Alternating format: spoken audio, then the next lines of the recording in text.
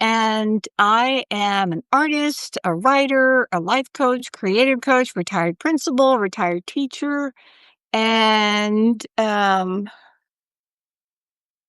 mom to Lynn Jane, who's sitting there on the floor. We just got back from a big walk, and I was thinking about you and your story and our story. And I recently I did a poll in a post, and many of you said that you do your art practice daily. And I was kind of beating myself up because I don't.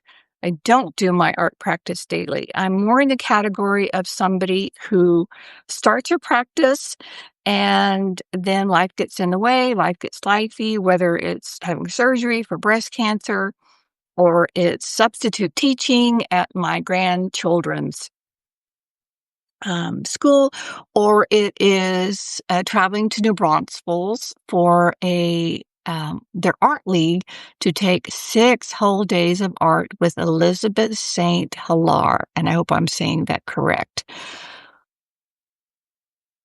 I was curious. I want to know more about you, and I want to know more about your story. So to make it a little bit easier, I thought I just would tell um, more about my story. And it's hard and private. I'm a little bit of an introvert, and I was always taught as a coach not to make it about me, but I'm not coaching. I'm telling a story. So my art story is that when I was probably 6 and 5, I have a younger sister. My mom took us to a local hobby store, art store, and I didn't realize it at the time, but my mom could only afford one of us to take art classes.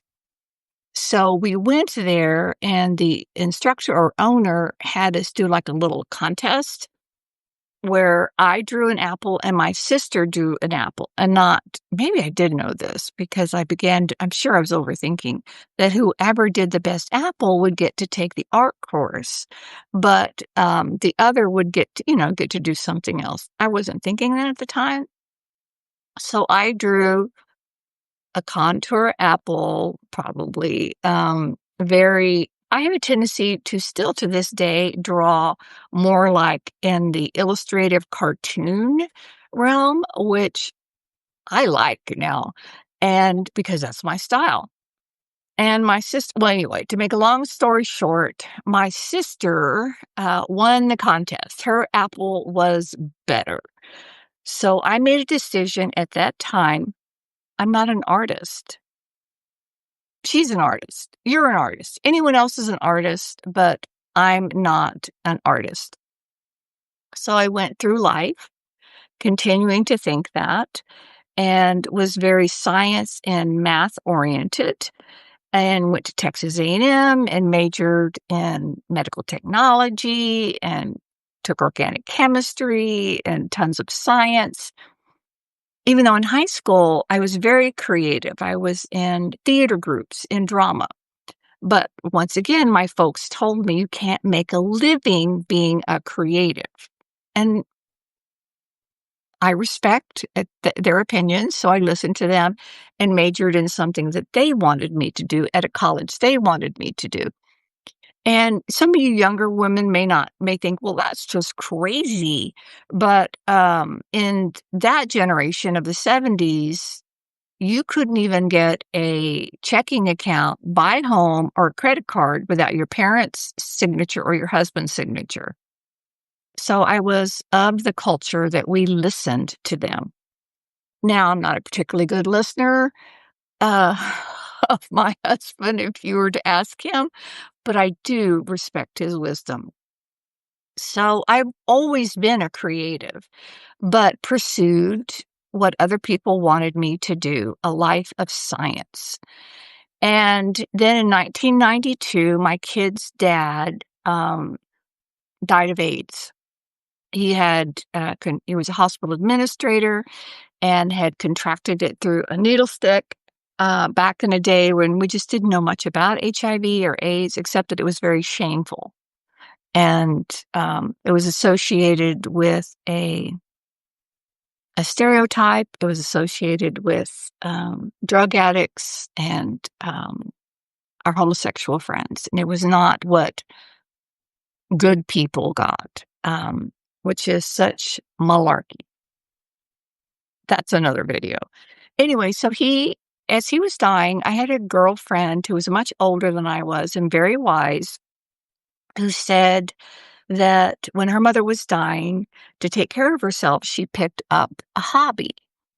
And I thought, well, art's a good hobby, right? It's can't make a living at it, but it's a good hobby. So si- I think through a God shot, found this woman in her home who was doing a workshop in um, being creative, rediscovering art, healing through art, which I'm still all about. I would say that that is my purpose in life today, to help others to heal.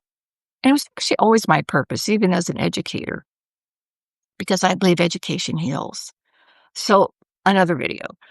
I signed up and I still have her notebook and I'm going to dig it out and post it on Notes, but there was no Word or computers. It was all typed and handwritten and photocopied. And I began to take her course.